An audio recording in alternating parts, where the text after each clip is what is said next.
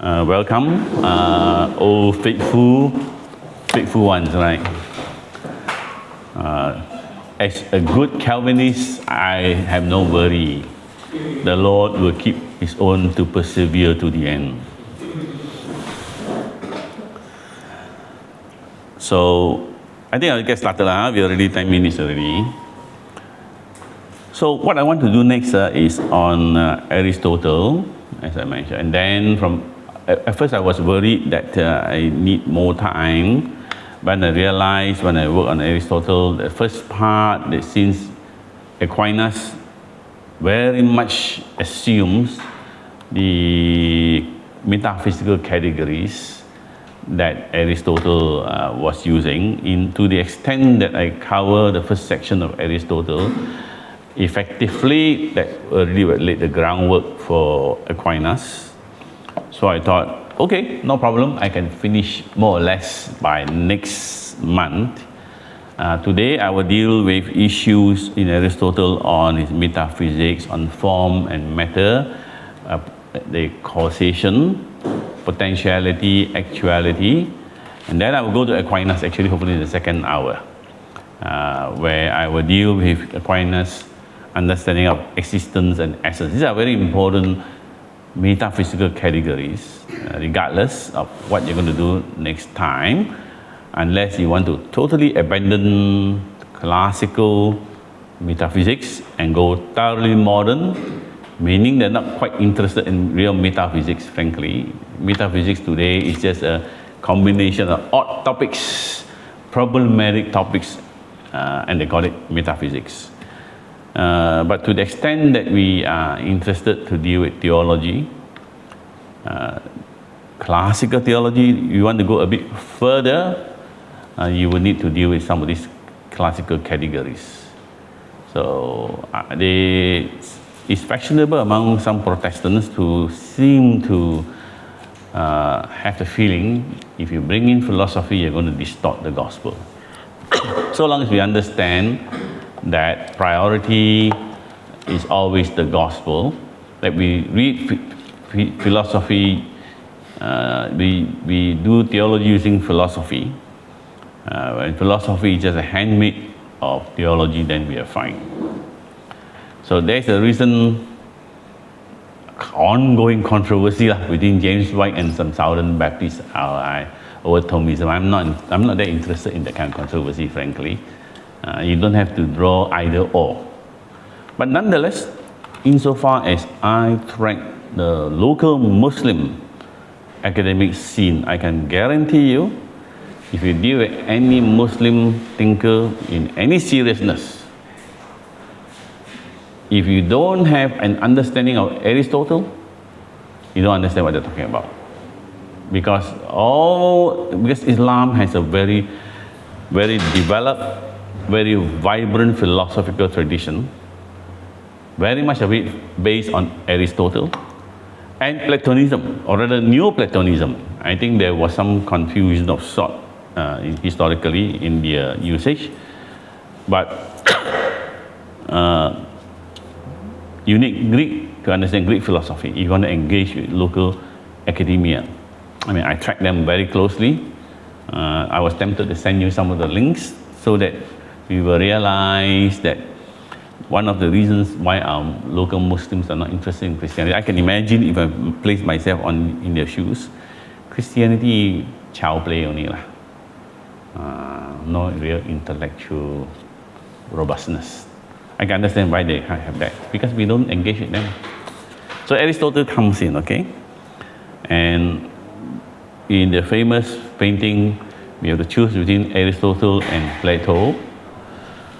I think Plato was very much the pioneer who really developed the path. But at the end of the day, my own feeling is that Aristotle has given it more robustness in terms of analytical power. So I might be, I look to, I mean, as a Christian, you have to be a Platonist in that sense. I mean, you read C.S. Lewis, you'll find he's echoing all these Platonic categories. Shadowland, It's all Platonic categories. But when I want to have a developed ontology, epistemology too, the theory of cognition, I think at the end of the day, I find Aristotle gives more clues how to move forward. So I think it's important. So here we are with Aristotle, 348 to 322 BC. I think Plato died about 350 BC, around that. So he would have been about, in his 2030s, So he started off as a student of Plato, no doubt, but eventually he disagreed and moved away from Plato, whereas Plato was the visionary dreamer, Aristotle was the practical man on earth. Why practical? Mainly because his metaphysics, in contrast to Plato, is rather grounded, rather than universals in abstraction, grounded in particularities, earthy, so to say. And on top of that, beyond being a philosopher, he was really a biologist. Now, I am not a biologist, but I keep hearing from many biologists that they found some of the early observations of Aristotle very fascinating. So, and still seems relevant. Of course, he was a physicist too. So, meaning he was very much experimental scientist in some way, not the modern experimental testing type, but he championed observation, not just internal analysis. Observation as a means of knowledge. So in that sense, in contrast to Plato, whom you might call a rationalist, realist rationalist, Aristotle is an empiricist. One more historical curiosity. Aristotle was the tutor of Alexander the Great for a while. So, and Alexander, and later, of course, the northern, not Thracian, what's the north of Greece? Alexander, I am having a gem. So, Athens was conquered by Alexander the Great or his father, Philip, and after that, the Athenians actually became hostile to Aristotle because you have a foreigner who took over my country, and now after the death of Alexander, more hostility, more vulnerability, he moved away. So this is some historical curiosity. Anyway, when I use the term realist, empiricist, so then the question asked is, what am I talking about? So in a sense, Aristotle is a realist with respect to the forms I'll discuss more, but he rejects epistemological dualism, if I must say, and rationalism. So I read this and I go to the next one to explain what I mean. So Aristotle is a realist. I think I'll go to historically, let me say,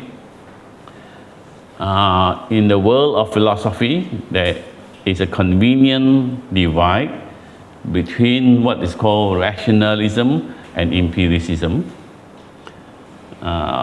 So what is the rationalist? People like Plato, Augustine, Descartes especially, and the other names, Spinoza and Leibniz. These are the more later modern philosophers. So for the rationalists, how we understand truth in terms is based on discovering. I will give you the PowerPoint after this, don't worry, okay? But so the ideas are inside us, the innate ideas. And while it is convenient and tempting for us to look outside, since observation is right before your eyes, you can, if you want to rely on your senses, nevertheless the senses are poor and unreliable means of knowledge. So look inside.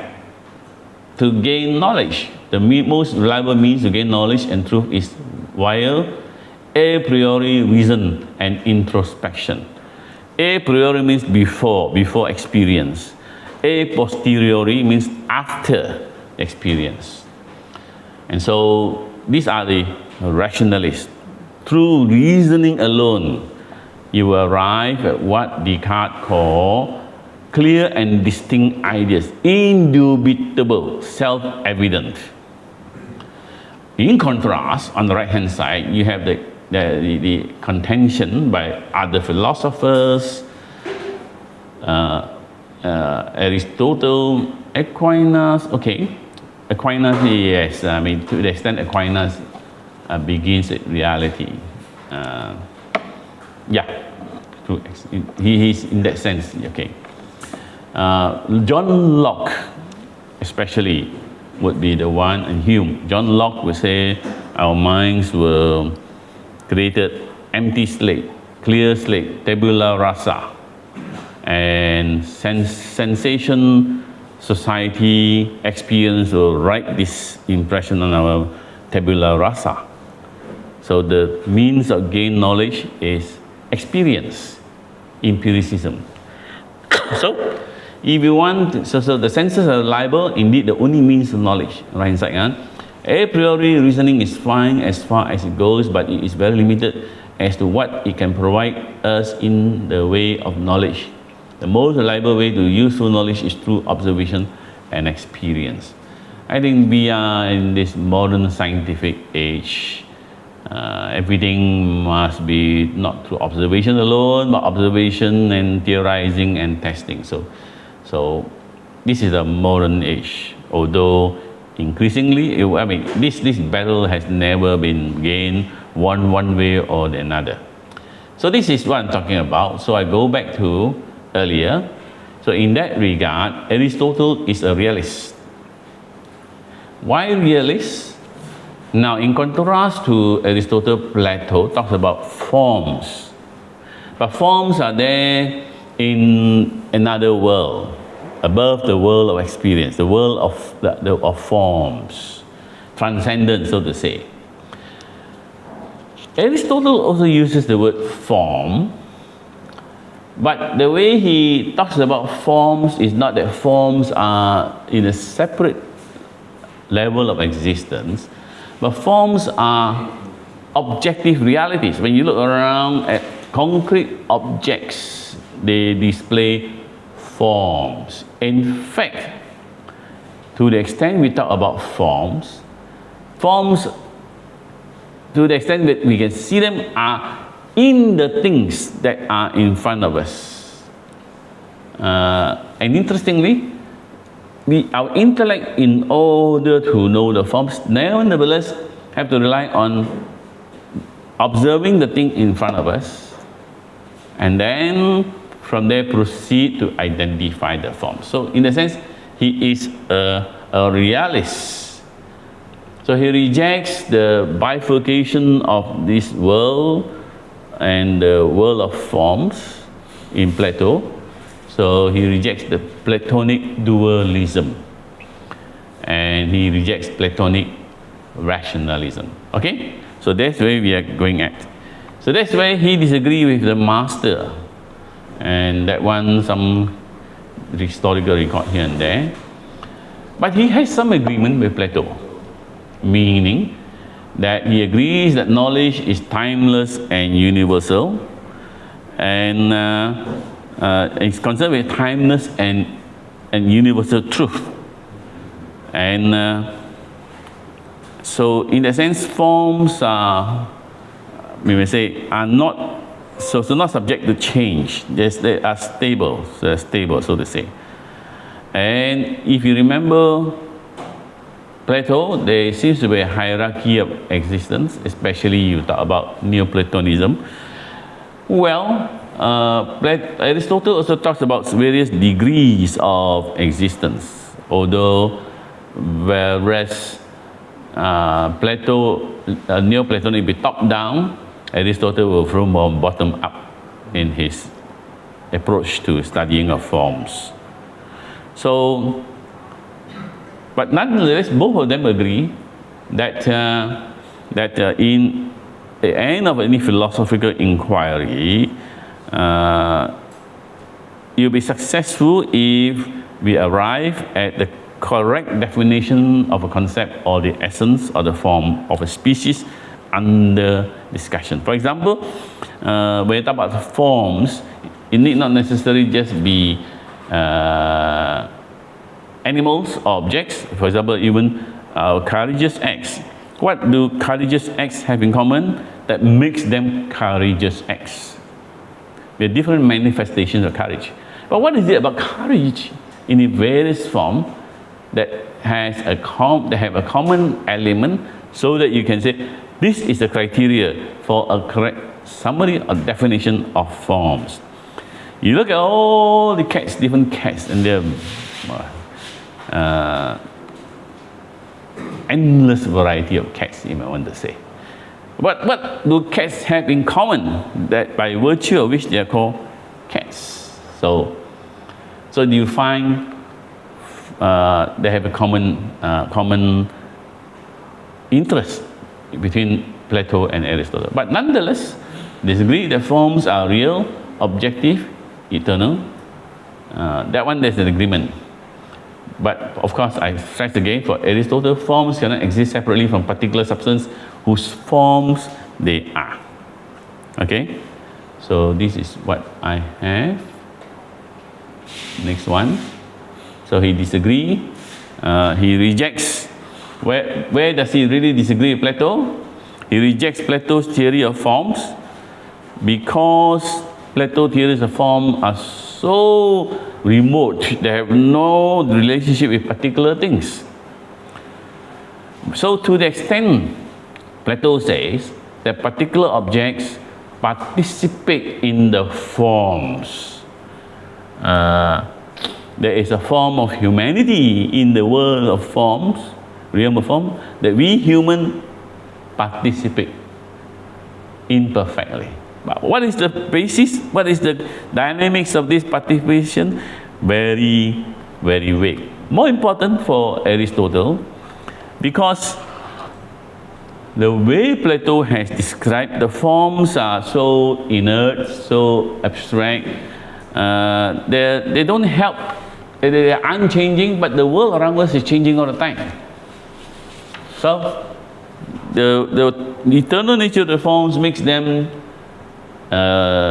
useless, you may say, to explain for helping understanding how particular things change, you know. So basically, that's where he has a big disagreement on practical level.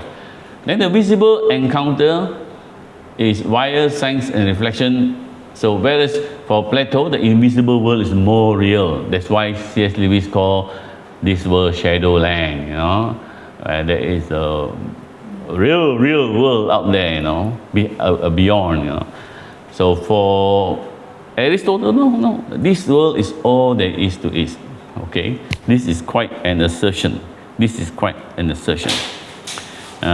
All there is to reality. Although he does talk about God, but a God who is very indifferent to the world that he has created, so to say.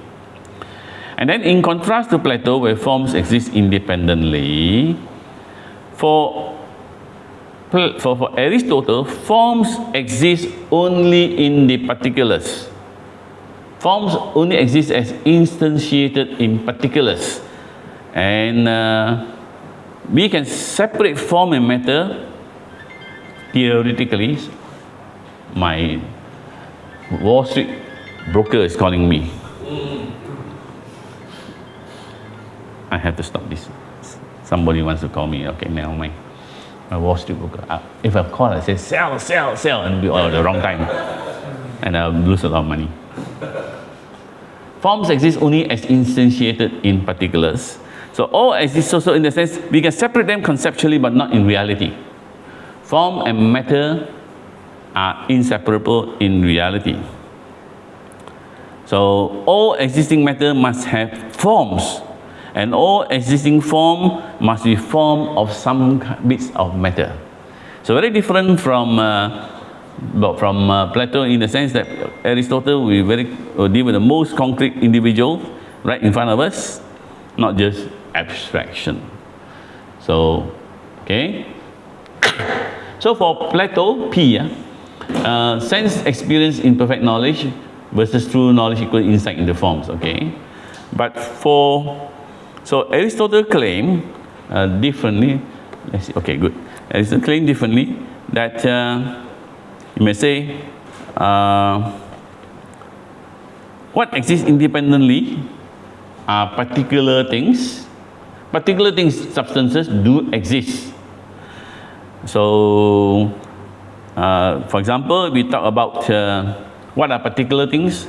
Kettle towel, the horse, the pencil. They are independent particular things. Particular things with specific properties, like height, four-leggedness, hexagonal shape, you know. So, therefore, you may say, for Aristotle, he brings forms down to the level of things, connected to particular things with their properties, only to particular things. But how does Aristotle talk about forms? How do you arrive at knowledge of form, so to say, through a process of abstraction? Now, this word will appear quite often later in later epistemology, abstraction.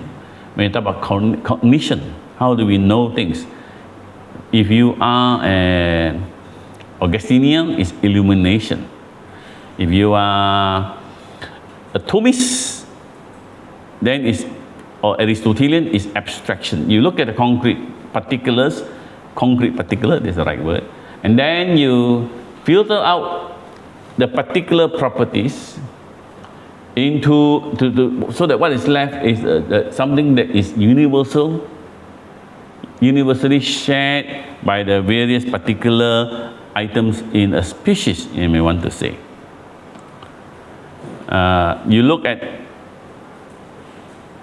all kinds of cats, different appearances, different weight, different color, but setting aside all these particular specific property, can you have an idea what is, when is a cat, so to say? So that when you arrive at a kind of cat that you have never seen before, you say, oh, it's a cat. You know, one day if you go for a walk, I don't know, in Australia, in the bush, suddenly you find in front of you this slimy thing coiling around, you straight away put the distance between you and that thing. You've never seen that before. But you say, snake. How come you call it snake when you have never seen that kind of snake before? There is a certain universal form that is accessible through this concrete particular, so to say. Okay? So that's what it is. I have to go a bit slow for all this conceptual stuff today. So filtering out essentials from the particular distinguishes universal forms in these things.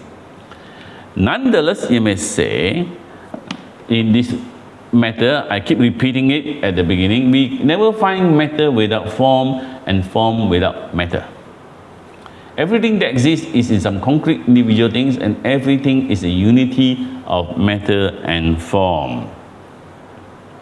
So substance therefore is always a composite of form and matter. Particular things like table obtain their nature by participating in forms, something called tableness, sneakiness. Some of us humans participate in this form called sneakiness. Right? When we were in New Zealand, Malaya, we always call the library snake temple. All the snakes all go there. Those who don't study say, oh, these are snakes. So you still need to have a theory of form. Although Aristotle was focusing a lot on the various particular, his goal is still to arrive at a knowledge of form. Without a theory universal, there is no scientific knowledge. Scientific knowledge may be, very engaged, involved with all kinds of particular readings, observations, but at the end of the day, still arrive at what we call generalization. We call it generalization.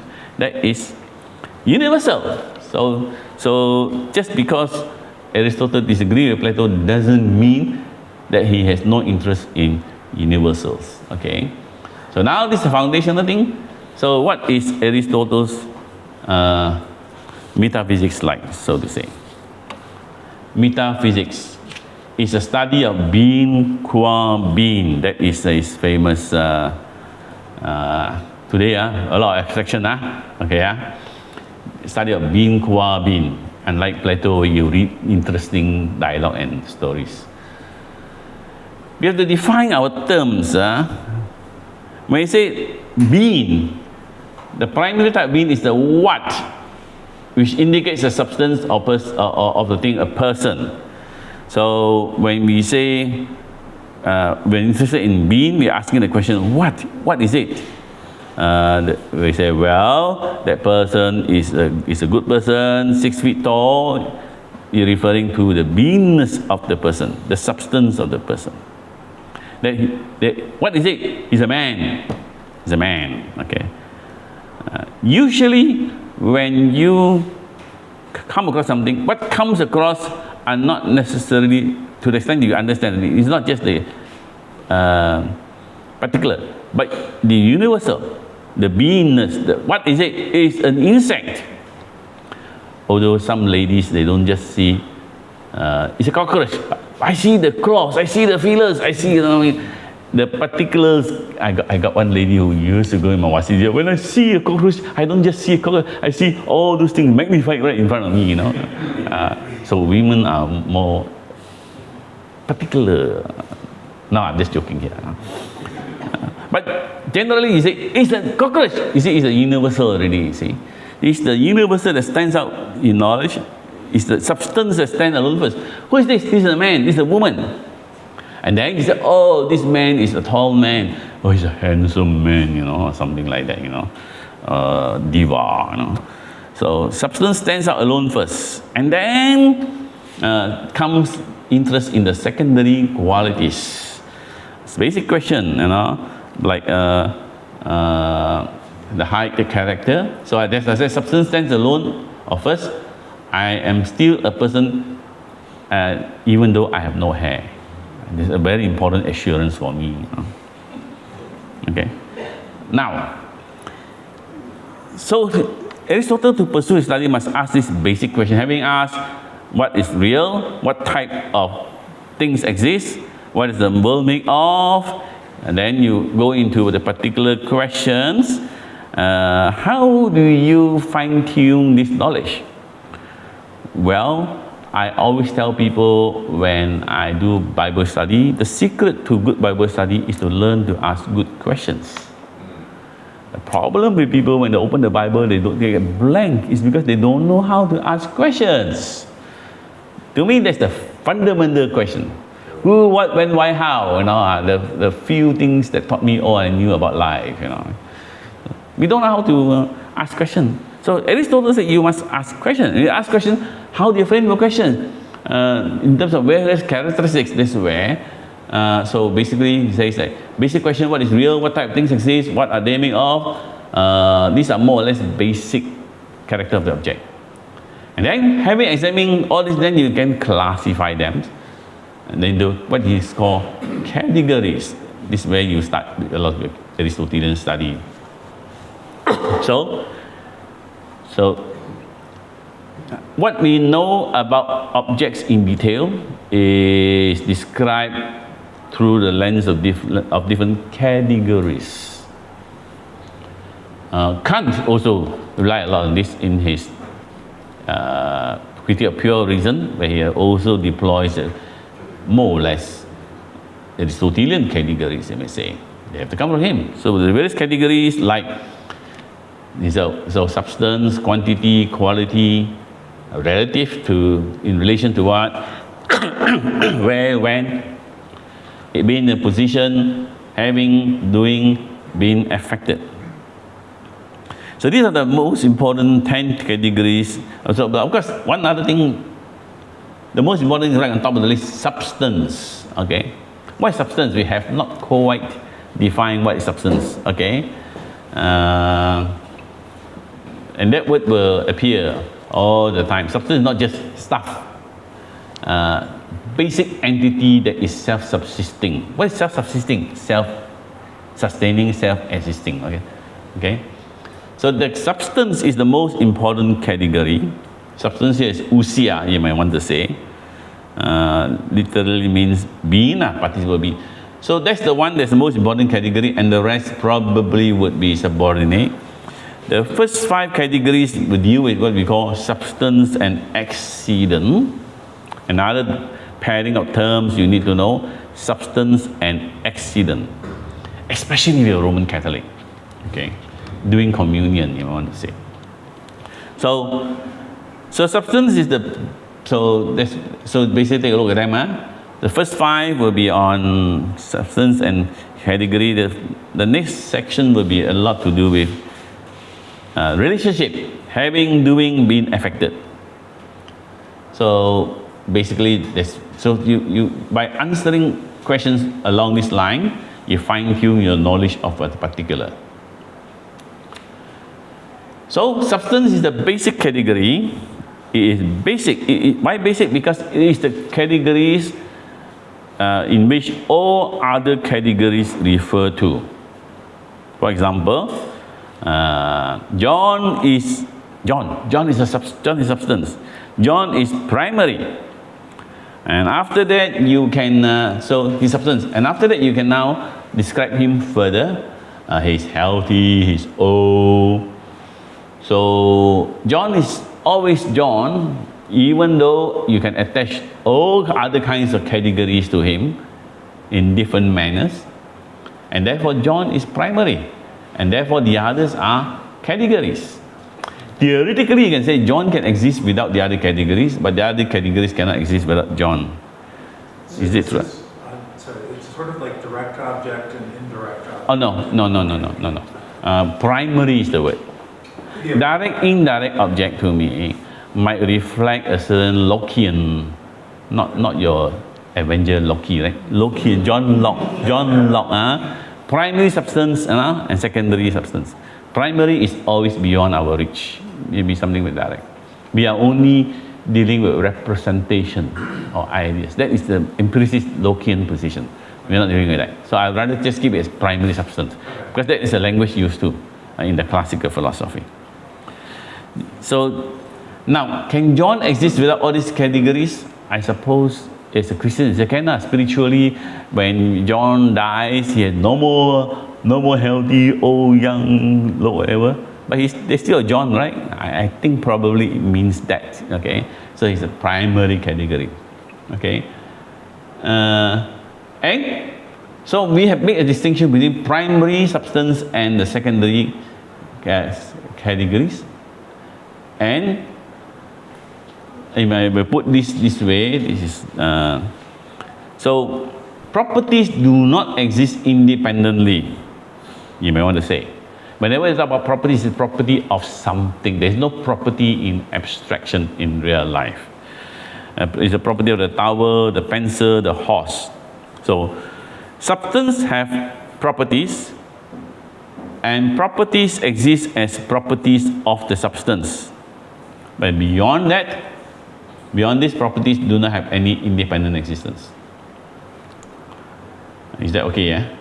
This morning you have to sink in step by step. So we look at yellow objects and we say the property is yellow. But we don't mean that yellow exists independently as a yellow idea. Can you tell me what is a yellow idea?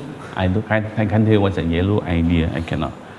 Okay, the property yellow exists only because it exists in yellow things, you may want to say. So we talk about horses. You look at horses, Black Beauty, Shadowfax. You know what Shadowfax are? Gandalf's horse, okay. And all the other horses, we're talking about them as horses, okay. So we can disregard the individual property, accidental property of each of the particular horses and focus on what is characteristic of all horses. It doesn't matter whether golden brown or tall, thin, round, good-natured, stubborn. A horse is what a horse is when it has the essence of a horse. when you have the primary property of a horse, so to say. Okay, yeah. So that's what we have.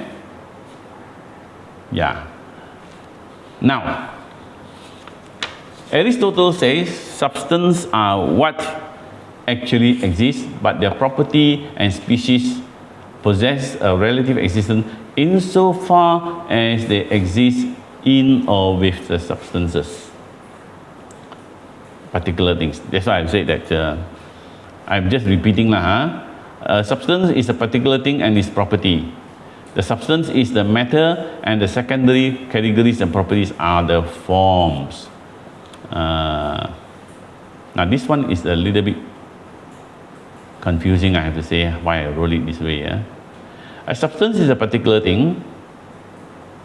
Okay, the substance is the matter and the secondary categories. So it's substance, it's the matter, and then you have all the secondary categories, okay, and properties. Properties are the form, not the I think the word form here is what tripped me off. Form, the properties, okay, the substance is the matter and the with secondary categories and properties. I'll stop there, okay, because the word form here would trip me because it confuses with Platonic form, okay.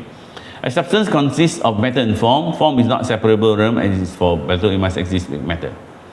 Okay, so for Aristotle, individuals are more real than the species. Okay, so I go here. So time is short. I will skip the next 4 things. You go back and read. There is a lot of confusion sometimes because we fail to realize the word substance is used. All this, every time you read a philosopher, some of these basic terms, you don't just assume you have one meaning, but you must read more carefully and inductively decide how is this writer using this word in what manner. You always have to go through the exercise. Okay, very often we misunderstand other writers because we haven't done due diligence to say what actually is the writer's definition of this term on his term. Okay. Substance can mean anything like a noun with a predication. John the Baptist. Okay, John is a substance. And substance can be what underlines all the properties, is something that underlines all the changes. Substance can mean what is essential, in contrast to accidental qualities. This one no need to go through too deep lah. Just go. But at the end, you may say, substance is a combination of form and matter. Notice the matter here that is used is not just matter versus mind. Just to say there's something, some stuffy. Matter doesn't mean stuff alone. Matter here, always remember of our lecture now, is always used in association in contrast to form. That's a very important thing. So contra to Plato, form does not exist apart from matter, not transcendent. Matter is what the thing is made out of, and the form is what gives it its shape and structure, its essential quality.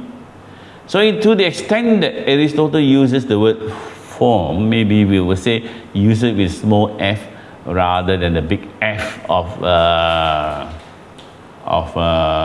the Plato, or the F used by foul language people.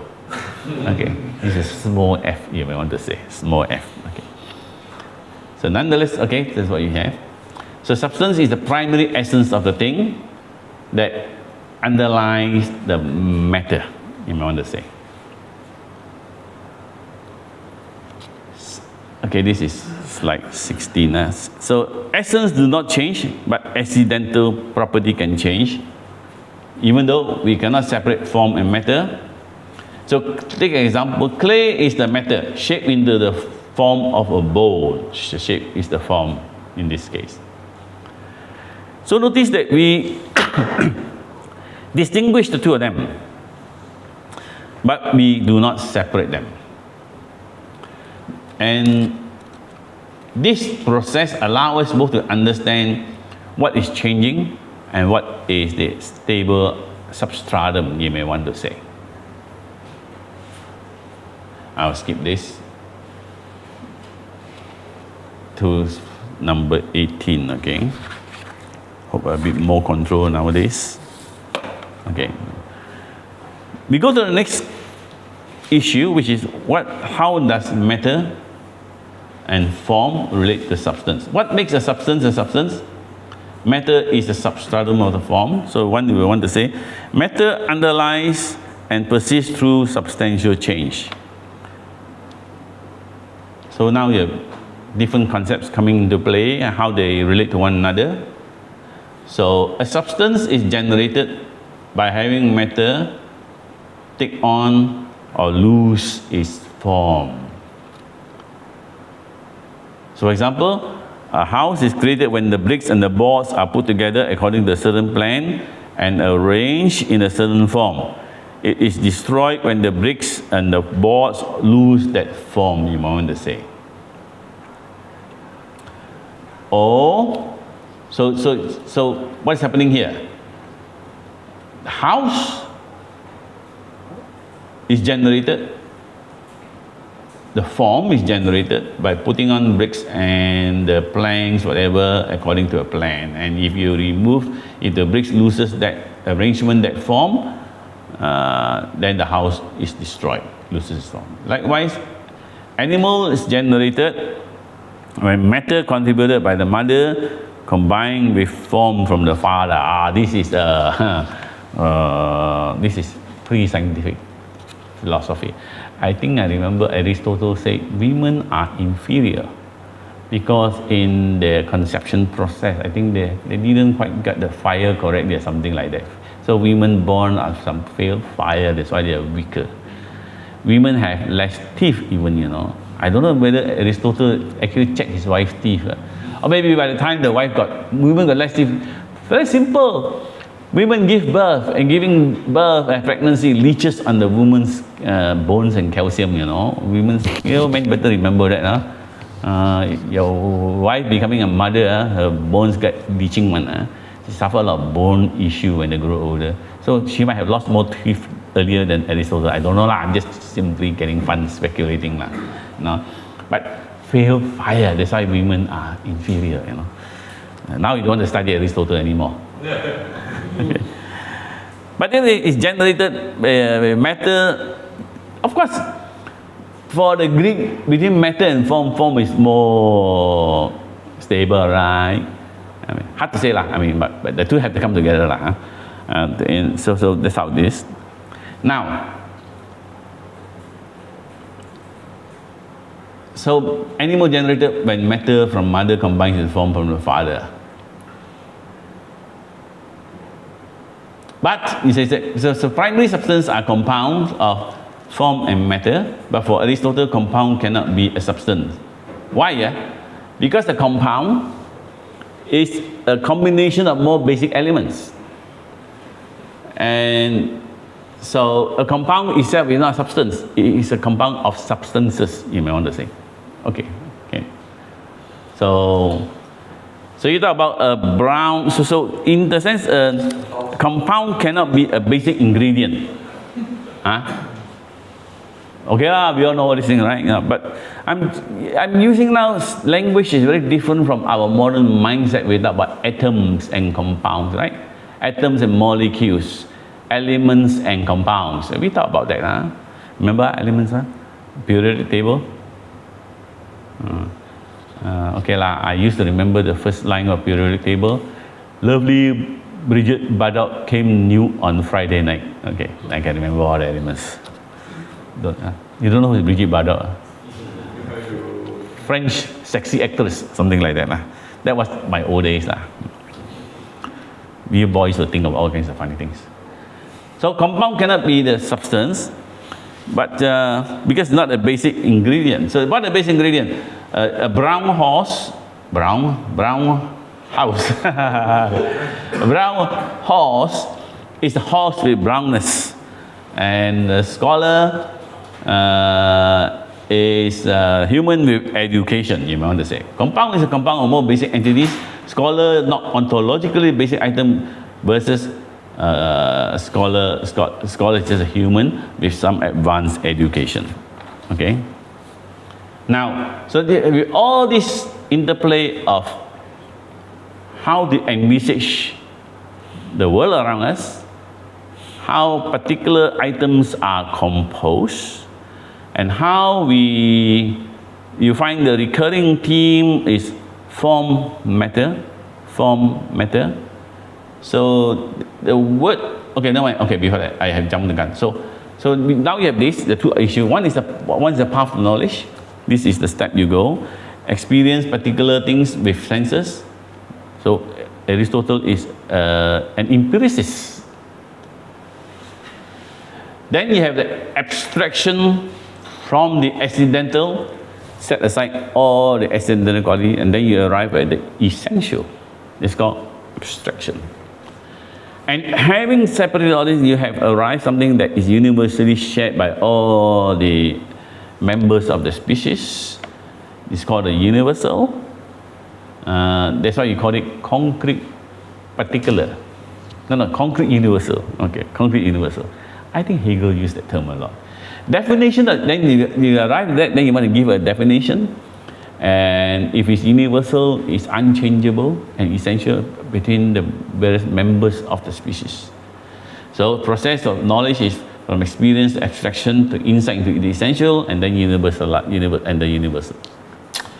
Okay, you have this is a process, but what I wanted to say was you find that the term form matter keep referring. So this whole branch, this approach to philosophy is called Hylomorphism. I used to, for years and years, I used the phrase Hylomorphism. But then of late, I find the word Hylomorphism coming back. So I said, okay, I just follow the trend. Hyly means matter, and morphe means form, right? Who Christ, though he was in the form of God, the word used is morphe. Okay. So the word Hylomorphism, and you will find lots of philosophy articles saying, is Hylomorphism useful, tenable as a theory? So you still have a lot of people arguing, is it a good way to do philosophy? So I think I better give some, what shall I call, a concrete example how we are working this form matter. So you look at a rubber ball in front of you. It comprises a certain kind of matter, rubber, and it has a certain form. It's red, it's round, it's bouncy, it's an object. So you notice the matter by itself is not the ball. But the ball can take on the form of different things: doorstep stopper, eraser, what other rubber, tires. So the matter itself is not the ball. The form by itself is not the ball also. The form itself, you can't bounce redness, roundness, bounciness down the court, so to say. Because red, round, bouncy are just abstractions. It is only when you have form and matter, round, red, bouncy ball, rubber, or rather, round, red, rubber, bouncy ball. Then you have the ball, okay? So that's what it is. Now you have an idea about form and matter.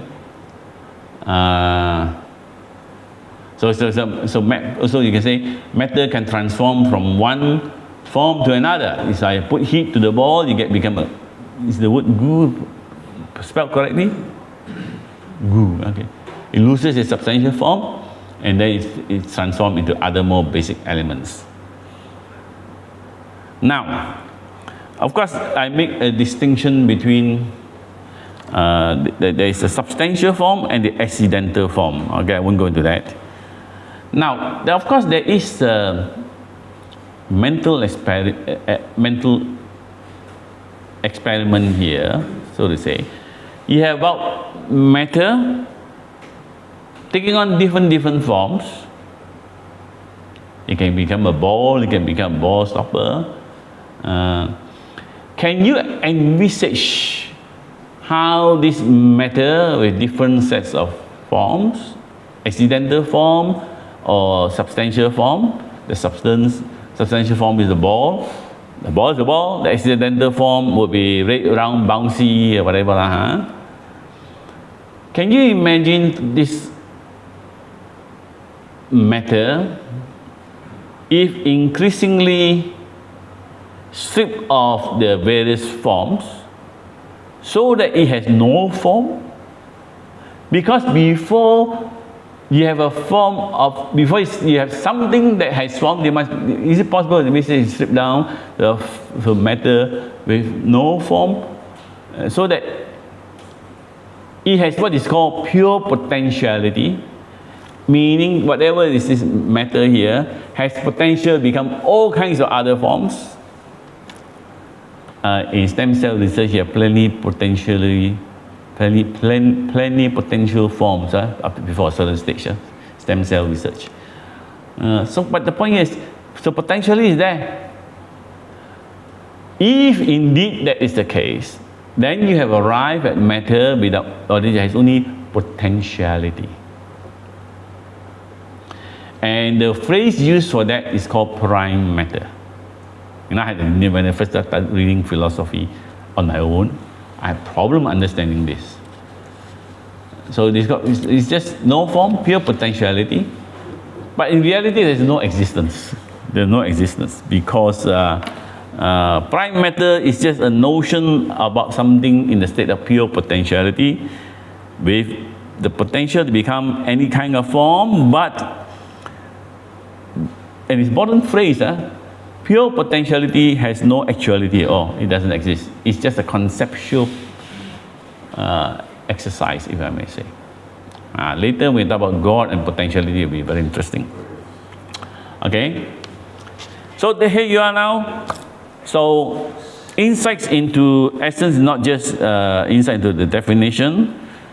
So basically, so here we have this groundwork. So of course, we want to understand nature more. We want to understand more than just what its properties are. I think in a sense to understand a phenomenon is not just to understand what it is and what it is like, but to also know what are the causes that make them what they are. So Aristotle therefore goes to the famous four causes. So whereas in modern physics we talk about causality, how do things cause one another? In the collision, I guess the arrangement of atoms bound hits to one another.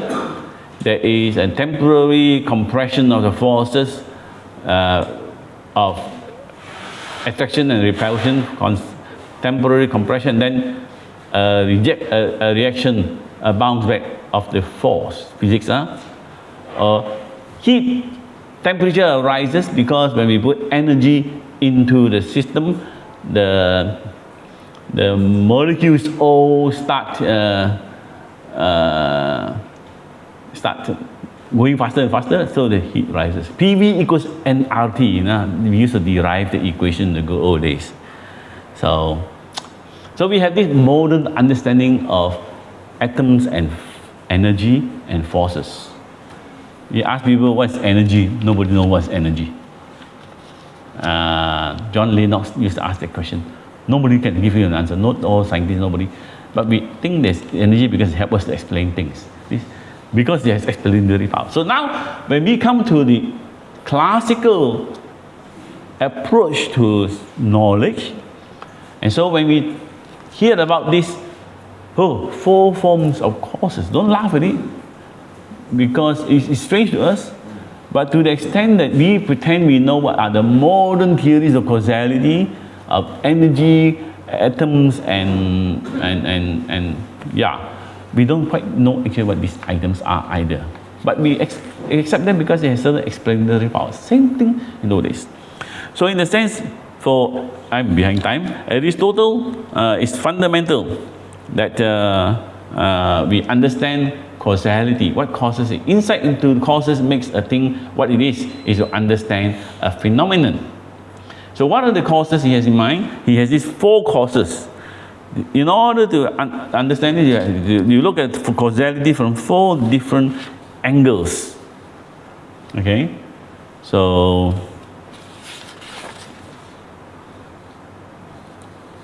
okay, you have, let's see, no wonder my pages went upside down. Yep. First, you have the material cause.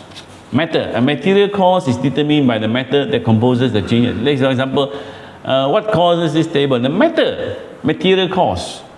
Matter is made of wood, or a statue made of bronze or marble. That's why I want to alert you earlier.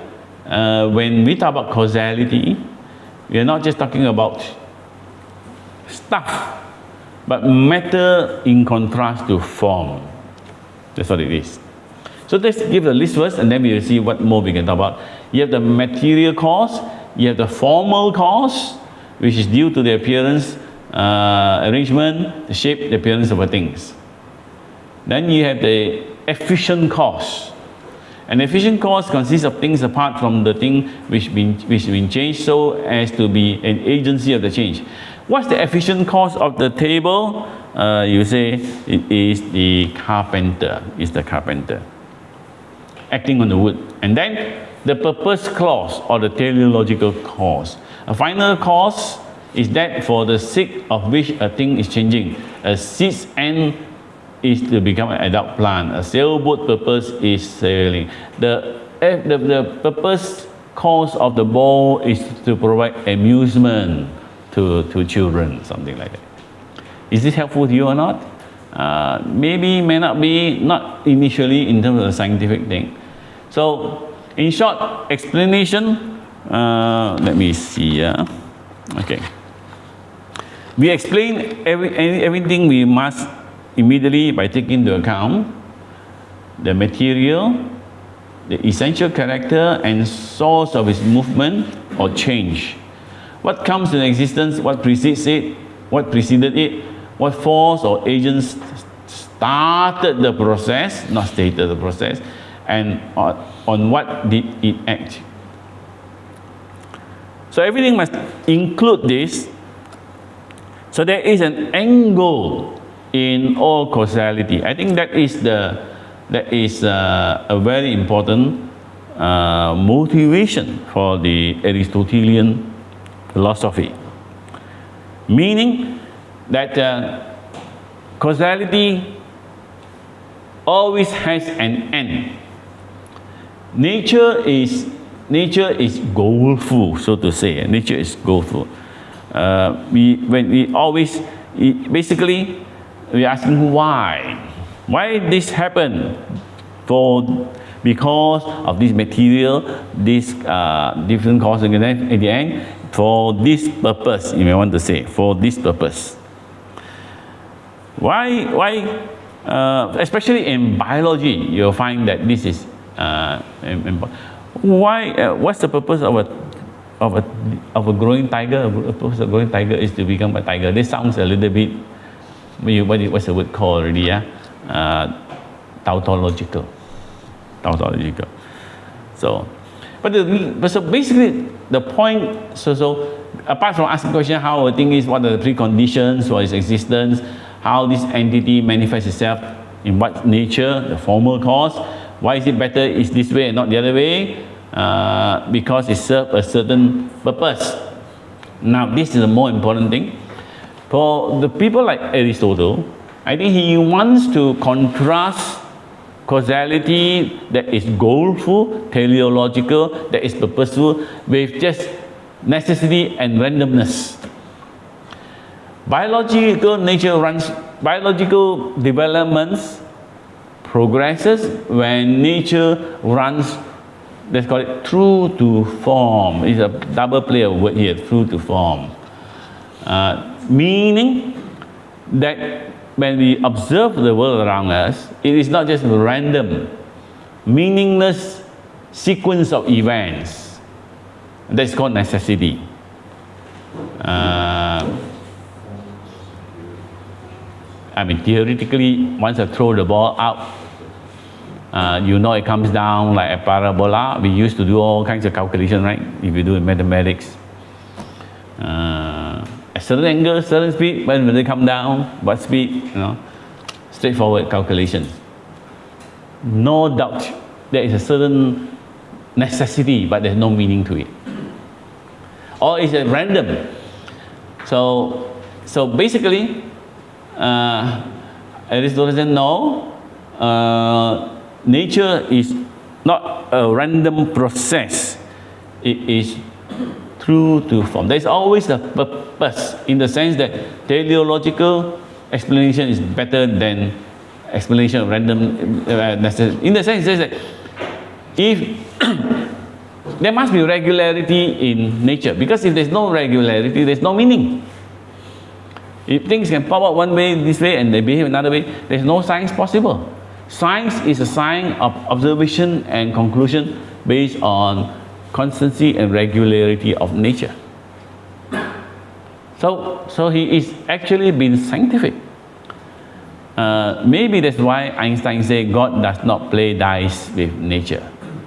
That's because of quantum mechanics. So we leave it to the physicists and philosophers to argue that up and endlessly up to today.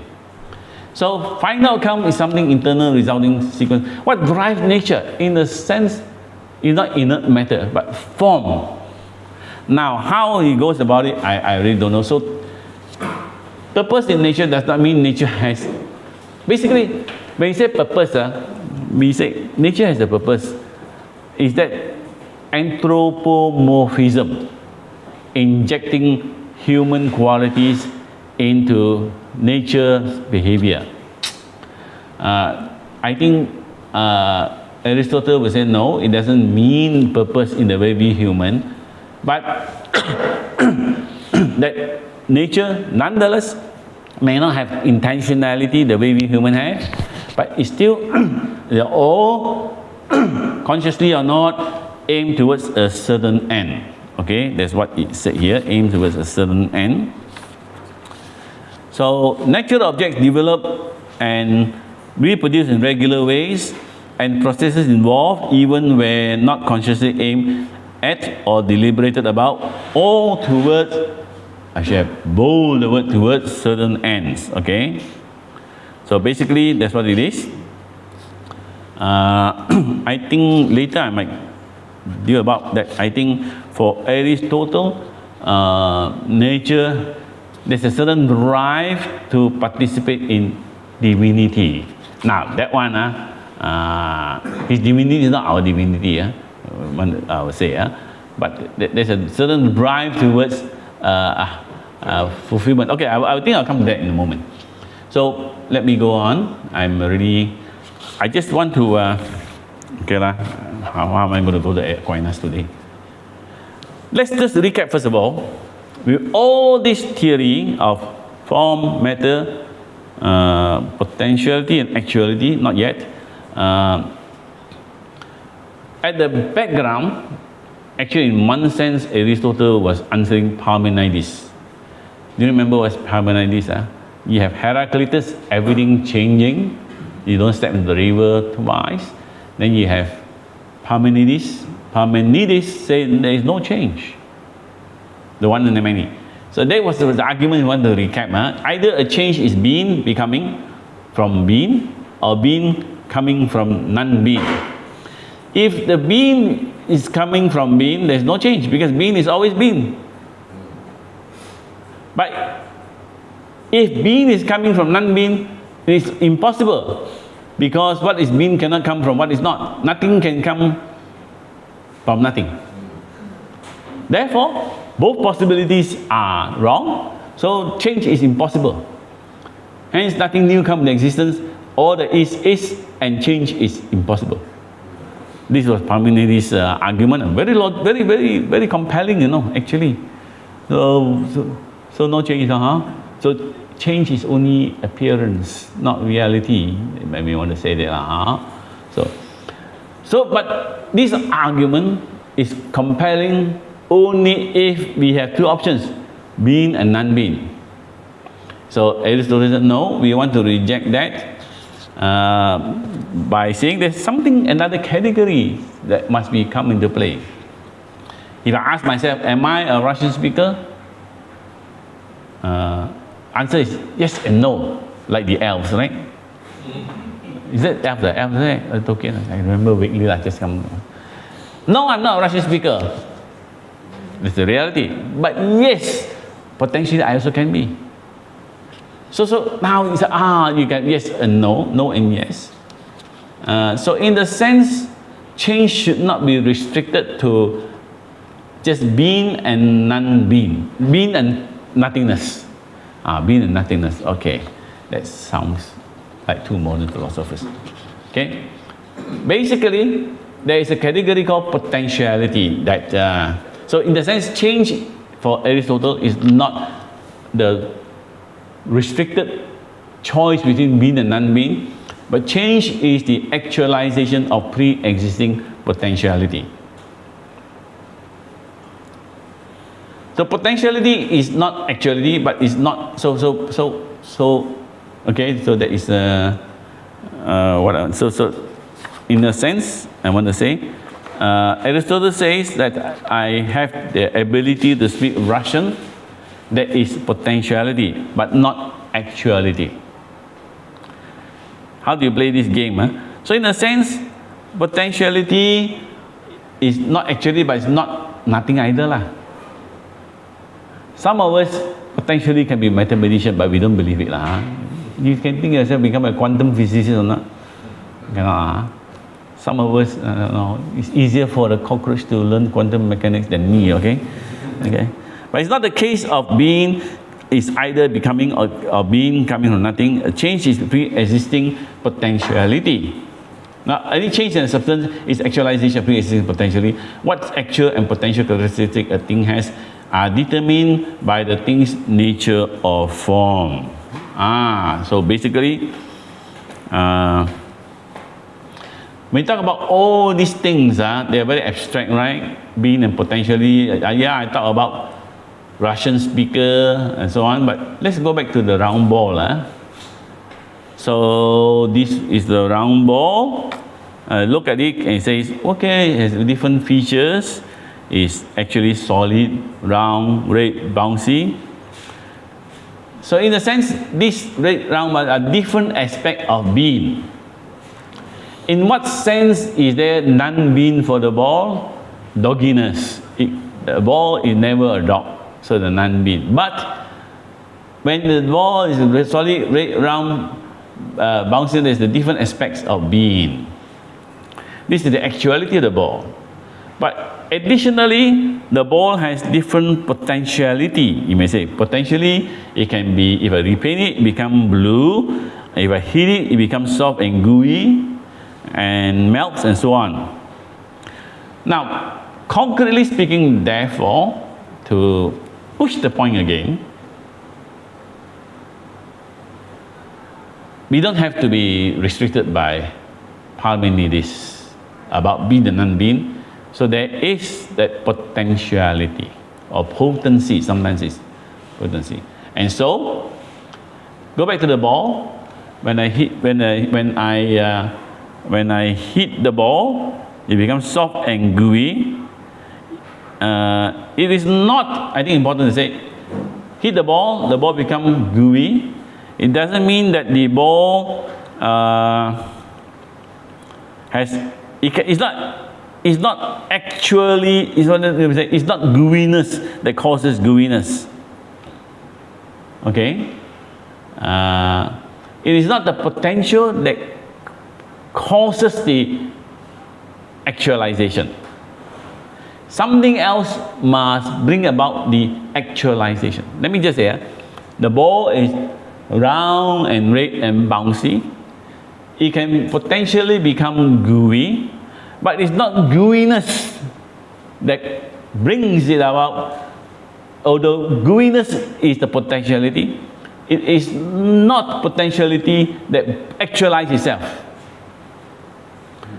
In order for the ball to become gooey, I must bring in heat.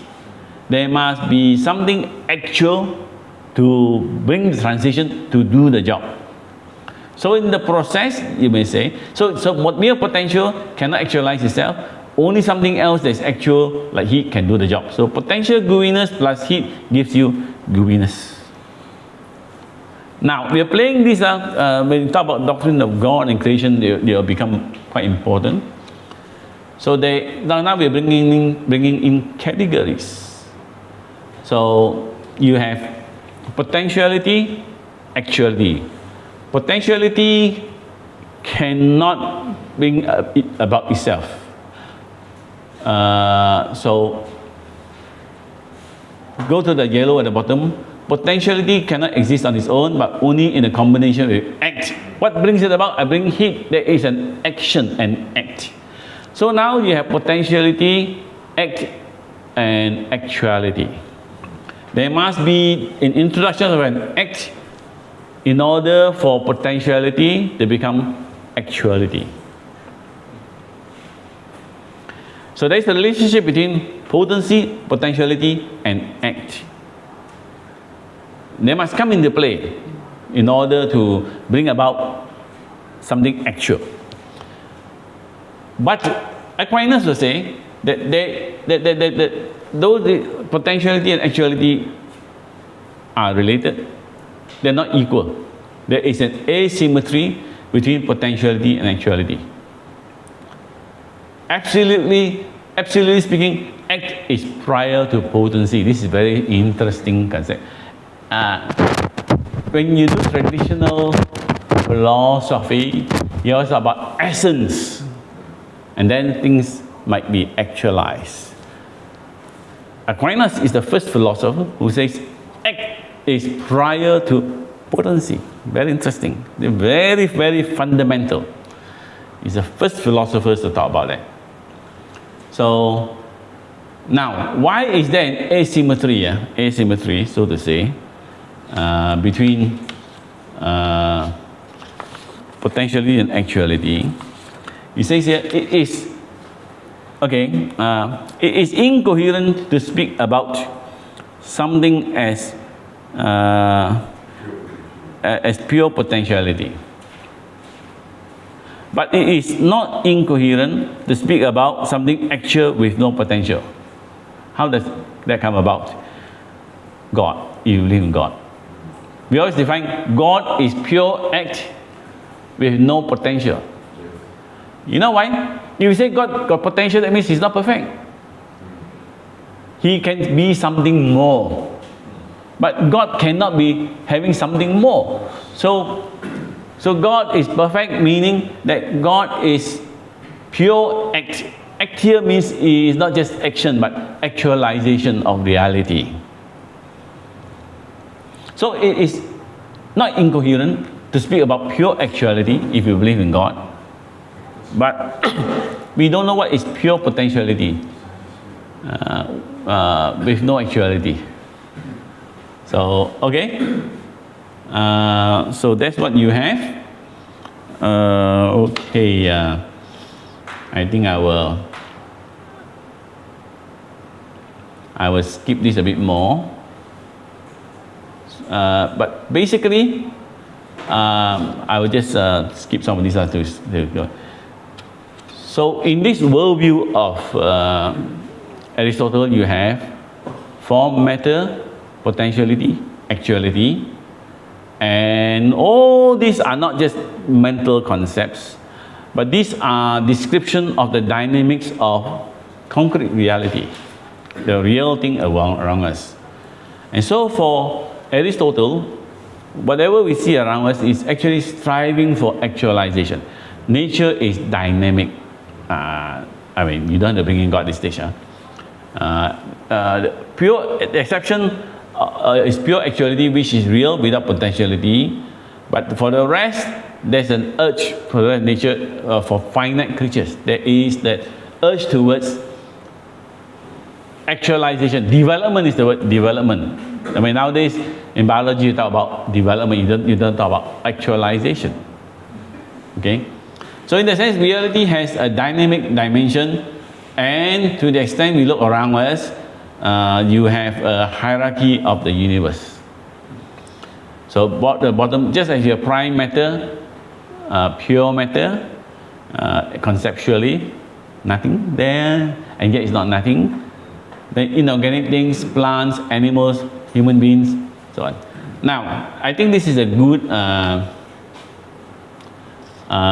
summary. Each particular thing has an inclination to realize its potentiality in the best way. There is in all things an upward yearning. Each thing's purpose or telos is the realization of its capabilities. The actualization of the thing's potentiality is in this sense teleological. Each species has its given place in the universe. You know, when you talk about evolution nowadays, why got evolution one? We always picture evolution as the universe like progressively getting more and more complex as it nature actualizes its potential. Yeah, and I mean, even when you talk about randomness in evolution, I don't think, I think that traditional explanation is only trying to escape design. But it doesn't really quite explain the emergence of species. And so there was a debate, you know, some years ago between Richard Dawkins and what's that the Harvard professor who used to write tons and tons of very nice scientific books in volumes and volumes of penguin. Stephen Jay Gould, okay. So the debate of randomness and evolution is not a conclusive idea. But the point here is, at the end of the day, most of us still talk as though evolution, things are, these dynamic things are trying to develop into something. So Aristotle is not so out of touch in that sense. Okay, I will skip the rest so that I can go to this one. So Aristotle also give an argument that of the prime mover as God lah. Okay, go back and read yourself. I want to go to Aquinas in a moment. Okay? Okay, I think I'll stop this first and then give a 5 minutes break and just try to do something Aquinas.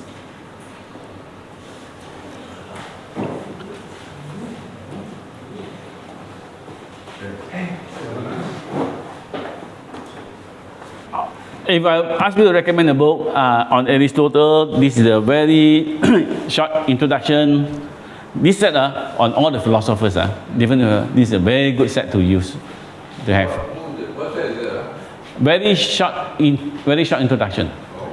Oxford, about 30 odd ringgit. So you want the book on Kant, all the individual philosophers. This is my first two introductory texts. So most of the philosophers, they're very well done by the experts.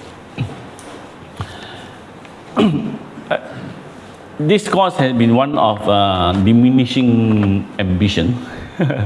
Originally, I spent a long time I was going to deal with. I thought one time even going through with you, Aquinas on being and essence. You know, this is youthful work. But never mind lah. In fact, the next group I'm going to use, I'm going to start. I think I'll start after the Kairos symposium. We start. Otherwise, you're all killing one another. End of the year, you got Christmas and holidays, and I also got some projects also. I should be able to finish them. So I will deal with maybe a bit of Descartes. I'll go on there. But my idea is not just the modern philosopher for its own sake, but I want to push to a certain theme in epistemology. What's the critique? What's the Christian critique of modern epistemology?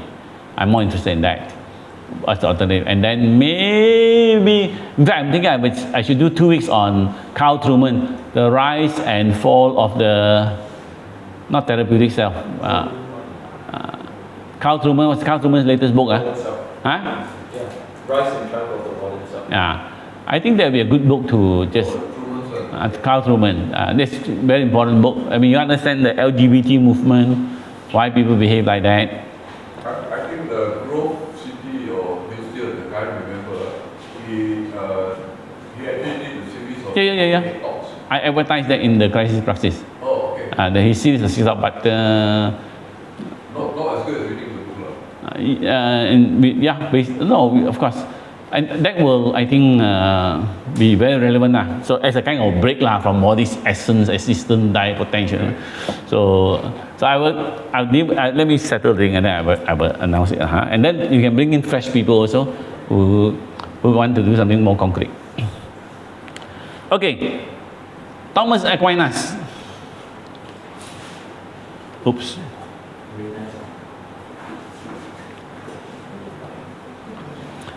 13th century, the saints, philosophers, saints of the Roman Catholics.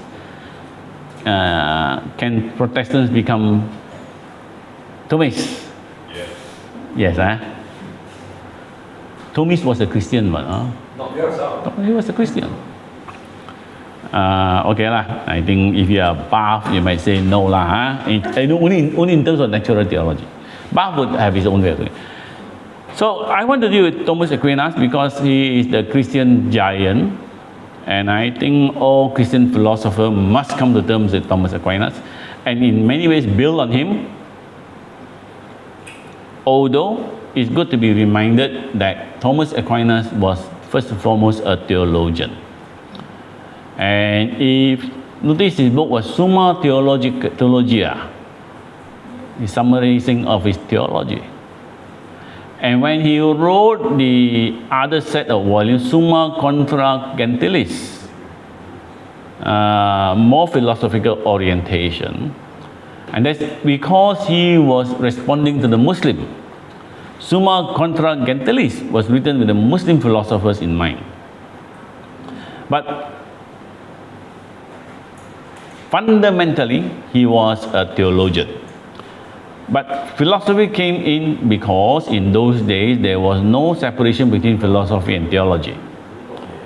So now, Thomas Aquinas is well known for his among lay people, for his teaching about the 5 proofs of the existence of God. All many of these classical proof, logical argument, philosophical argument for the existence of God. Is initially introduced to Thomas Aquinas' argument. But before we deal with the 5 arguments, which I thought I could do today, obviously not. I'll be a bit more modest. So next week I will deal with the bit more 5 arguments, and then I'll deal with his theory of the soul and its cognition, because I think that is very fundamental in later epistemology. How do we know what we know? And in Aquinas' sense, the soul, how does it work? So Aristotle, Aquinas will put together in the theory of cognition, the soul and its cognition. That will be for us to do it. So in a short time, I just know about something more fundamental. So the cornerstone of Thomistic, actually his name is Thomas, but we always say Aquinas, Thomas from Aquinas or something like that, but we all got it mixed up lah. So the cornerstone is doctrine of essence and existence. So again, I have to use my arrow has disappeared. It's on the screen.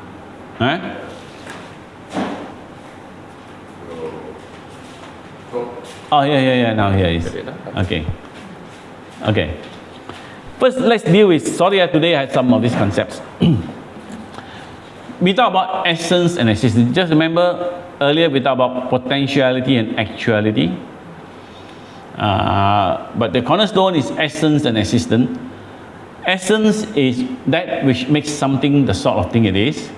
It is succinctly all the characteristics that are knowable about something. Okay lah, what's the essence? So, what is the characteristic about this thing?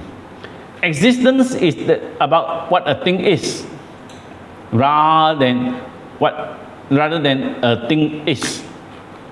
So existence is a thing is rather than what a thing is. Okay. Now, is there a distinction between essence and existence? There has to be, and we'll come to that in a moment. But just want to say that before Aquinas, so what's the relationship between existence and essence? Before Aquinas, existence is the property or part of essence. Because Plato talk about the essence of things essentially, and then when it comes to the particulars partake in the essence, and then existence is added to it. But for Aquinas, existence and essence are metaphysically utterly distinct. Let me give an example. I just Fido, because you read philosophy, they always say my dog Fido. Used to be Aristotle, but then it got Fido, If I tell you about, you say, do you know my dog Fido? Is a Labrador, Labrador, intelligent, very intelligent. I never weighed it. It's about 30 pounds. He hates bath. He likes to chew bones, and he barks, and he's 4 years old. You know what I'm talking about, right? I'm talking about a dog. And I have given you its essence, a dog with many details. You like it or not? It's a very, very cheerful and friendly dog. But actually, I don't have a dog. You can understand my description of Fido without knowing whether it exists or not, and I can give you more details, and by themselves, they will never know whether it exists or not. You know the essence of that dog, but you have no idea. And of course, another favorite example is novelists write about unicorns. The horse with the horn. Again, all kinds of stories, unicorns, including C.S. Lewis. Right? C.S. Lewis, yeah, that's right. But when we're young, we all get fascinated by them. But like, who's the girl in C.S. Lewis? When she grew old, she preferred lipsticks. Remember one of them? I can't remember that one. Susan, she got no more interest in all these things. Anyway, unicorns, they're fascinating, but later we realized, unicorns exist. Apparently, Santa Claus was one time real. You talk to an American family, is that correct? You must tell the children as though Santa Claus exists. They got shocked when we tell the children no. Interesting. There's an American character I still decipher. So you know the essence, but it doesn't tell you whether it exists. So here's the clue. There is essence, is not existence. In other words, so there's a distinction, and you put it in Thomistic terms, you may want to say, for something in nature that exists, its existence must be joined to an essence. Essence itself does not mean existence. Something must be joined to it. In fact, that is what nature is. Distinct essence joined to existence. Things that exist are composite of existence and essence. And existence and essence are really distinct things. How do you move from essence to essence? Now, in fact, one of the famous argument rebuttal Immanuel Kant had against the ontological argument is that existence is not a predicate. It's a phrase that existence is not a predicate. So from the idea of the most perfect being, perfection is not a predicate. You cannot add perfection in order to make God exist. We'll deal with that argument for the existence of God. So there is a distinction now. Now for Plato, there's no problem, because essence is the perfect essence, you may say. He conceived essence as the perfect and stable object of the intellect, devoid of imperfections and changing character of the world of sense. Essence alone exists in the strict sense in the world of ideas. The rest around us are merely illusion and occasion to refer back to the world of separate essences. So this is how they have earlier different usage. So this essence existence never really was considered by Plato. All he was interested was there's these two realms. The real one are the forms. Of course, Aristotle rejected Plato. Essence of a horse exists in this individual horse with its bundle of particular qualities and of all other accidental qualities which make it to be these singular existent things. Basically, he's saying what we have been doing the whole morning, the horseness of a horse, the form of a horse, is not an abstraction, but it is existing with this bundle of particular qualities, accidental qualities. That together, you have this single horse right in front of you. Second line is very contentious. I won't go into that today. I purposely want to put this in. How did this, so now given Plato, given Aristotle, how did this idea of distinct essence and existence become a problematic issue in philosophy? To the credit of the Muslim philosophers Al-Farabi and Ibn Sina, and Aquinas did work on materials that he has learned from Avicenna. Because in those days, the real philosophers were the Muslim, not the Muslim inherited Greek philosophy when the West lost them all.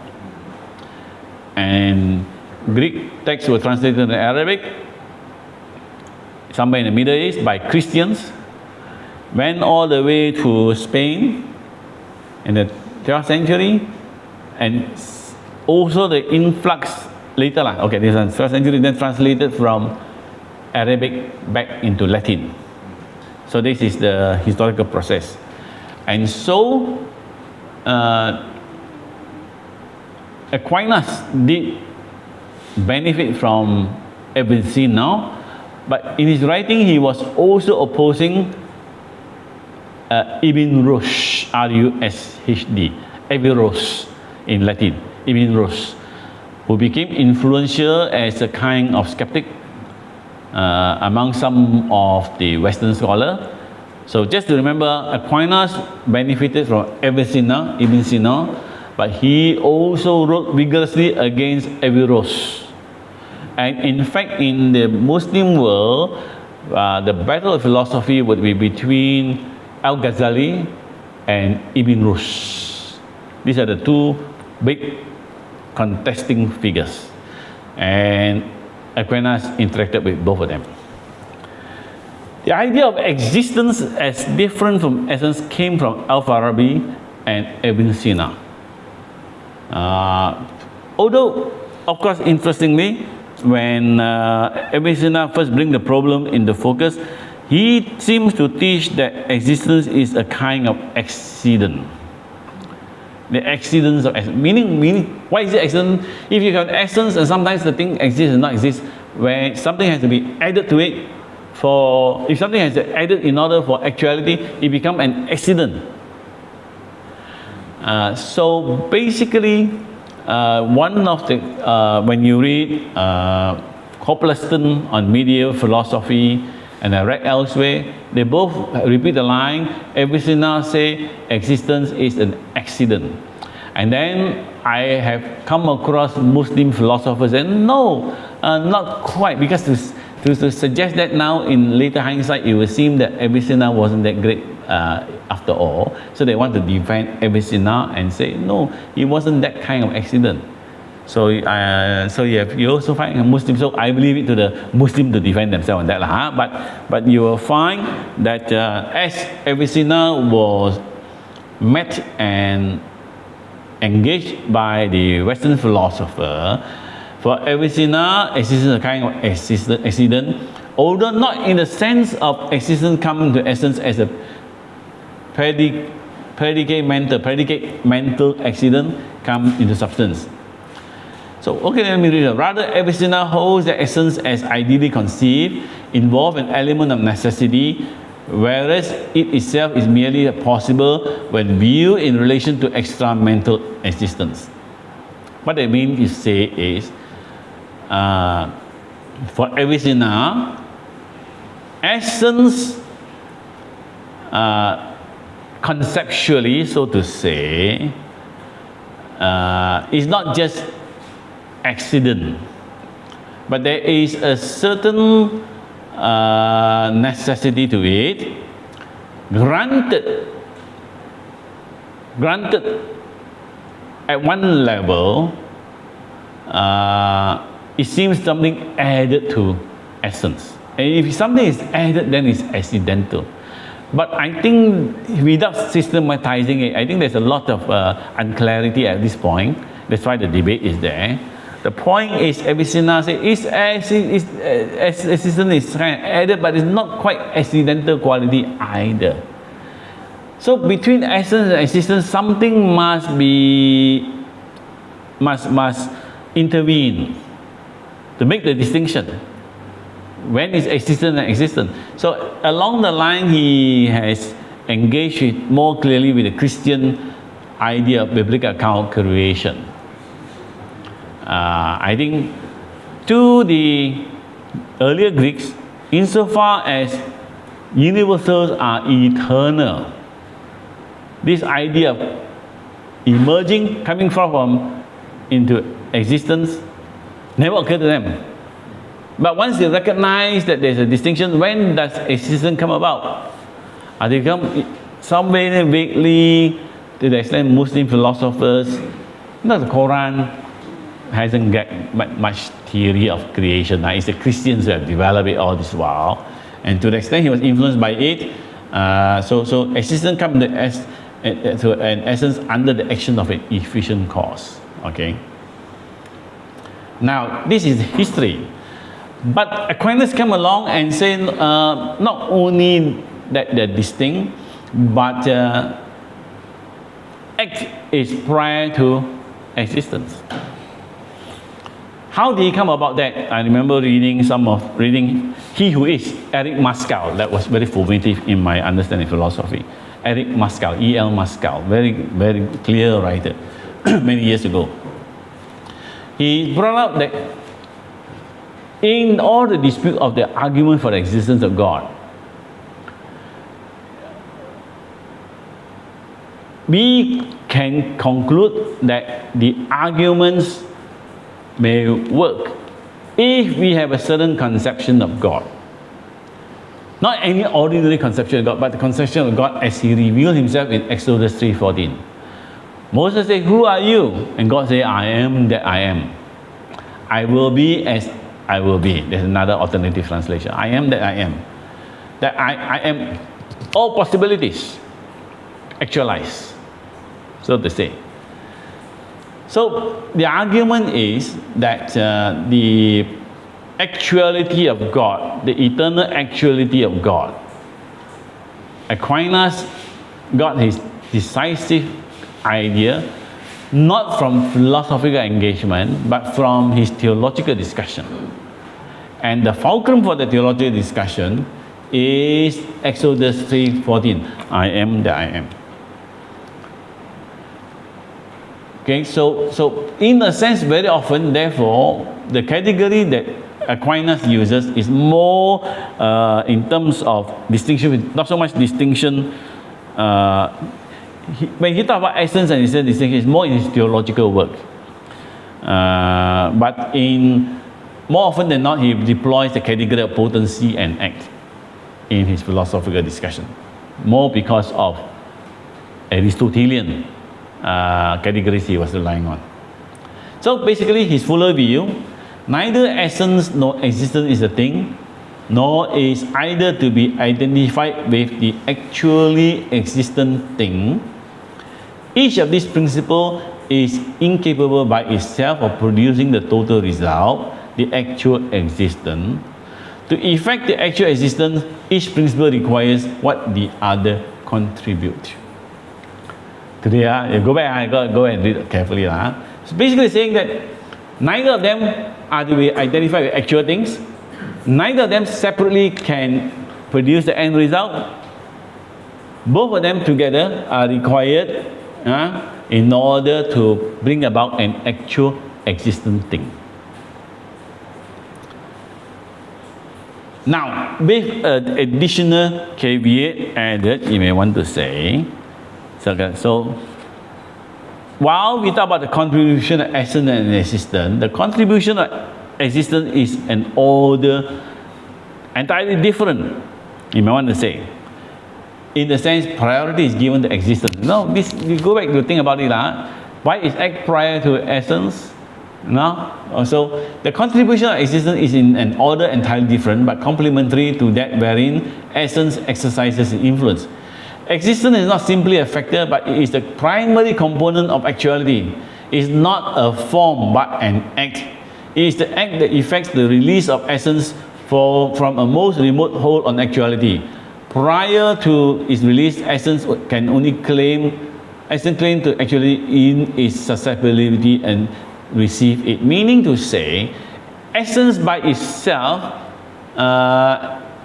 has remote connection to actuality, and if there's any connection to actuality, is to say essence has this openness to receive existence. And in that sense, existence is the primary component that brings something to come about as actuality. Okay, I go a little bit faster, I'm going to stop already at a certain time. So, the essence of the thing is just what makes the thing, the sort of thing is. It is through which something is a certain kind of being. It is also through that which a thing is intelligible or incapable of being grasped intellectually. Basically, essence of the thing is just what it is. Something must intervene in order to bring it about. Now, a number of things involved. When we talk about essence, we can grasp it intellectually.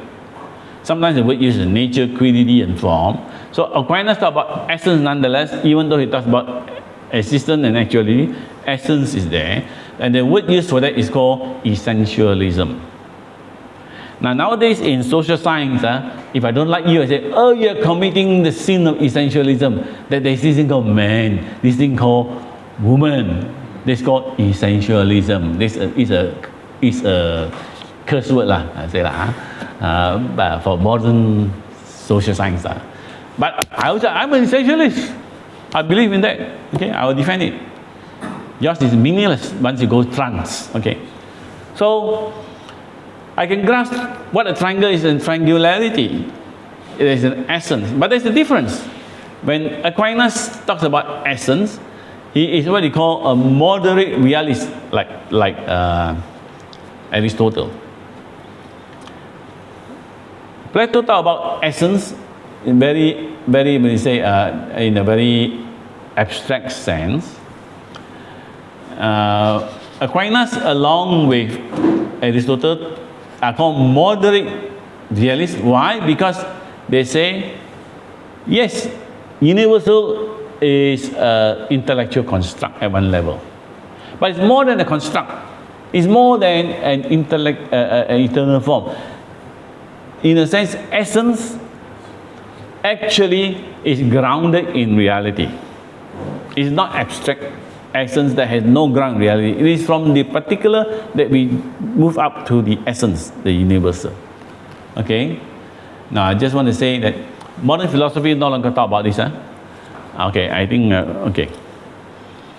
When we talk with Aristotle, Aquinas, and the medieval philosopher, we look at the thing, the assumption is we have direct connection to what is the underlying reality that we call essence.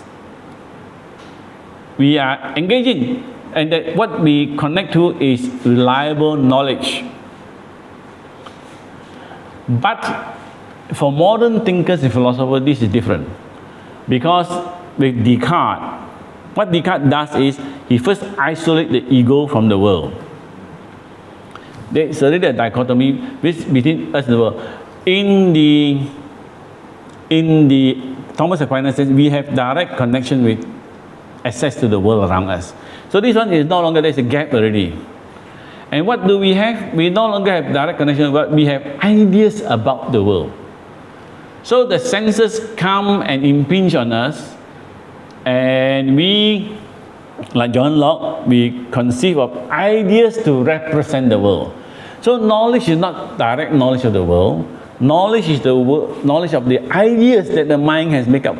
The mind. So basically, senses without intuition is meaningless. Intuition without senses is emptiness. Something like that. That's Kant's infamous word. Meaning, and we'll come to that later. Kant next year. Kant says the senses come, but meaningless garbage. But the mind imposes an order on the cacophony of senses, give it order, and become ideas. Ideas that hopefully are correct, valid representation of that unknown world out there. So modern people talk about ideas, they talk about ideas, not reality. So that's why there's a phrase that says that for Kant, the world of nature is interiorized into our minds.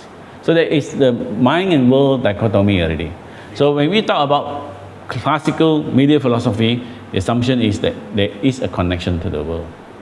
So we're not dealing with, we're dealing with objects and not with ideas, so to say. I think I better stop here lah, Then next week I will. Okay lah. I think I better not go into this. I'll send this to you also lah, so you can look at it when you go back. So sorry. Never mind. We will still do what we can. Any question? So in a way, many philosophers nowadays are Idealists will be associated with Descartes and Spinoza, that there are ideas innate in our mind. And these are not just ideas, these are clear and distinct ideas. No, these idealists still talk about something outside us that we connect with. They are more constructionists, that we construct ideas to the world. Not that ideas, so they are not idealists. We are constructionists. Okay lah. I hope you will not feel that you have spent a lot of time on things that have no. There are lots of use in it. If you, after that, you look around the world, you'll find a lot of ideas somewhere rooted from somewhere one. And anyway, and thank you for your perseverance. Let's hope we see each other next month. Okay. God bless.